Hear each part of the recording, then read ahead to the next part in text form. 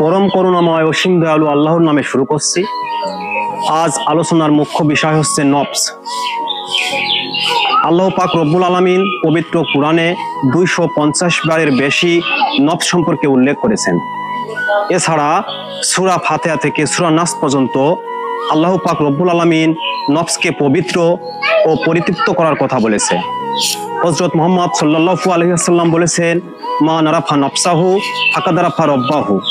যে নিজেকে চিনেছে নিঃসন্দেহে সে তার আল্লাহকে চিনেছে। তাই আমরা আজ এই নফস সম্পর্কে জানবো। শুধু মানুষ নয়, প্রত্যেকটা প্রাণীর ভিতরেই নফস রয়েছে। নফস আরবি শব্দ, এর বাংলা অর্থ হচ্ছে আত্মা বা প্রাণ, অনেকে জান বলে। আমাদের দেহের অঙ্গ প্রত্যঙ্গ তথা বাহিরের যাই কিছু আছে সবকিছুই আমার। হাত কি আমি বলি? হাত আমার, পা আমার, চোখ আমার, চুল আমার, বাড়ি আমার, গাড়ি আমার, বিবি বাল বাচ্চা সবই আমার। আমিটা কি বাবা? এই আমিটাই হচ্ছে কে খাচ্ছে? আমি খাচ্ছি। কে ঘুমাচ্ছে? আমি ঘুমাচ্ছি। কে সুখ ভোগ করছে? বাবা, এই আমি সুখ ভোগ করছি।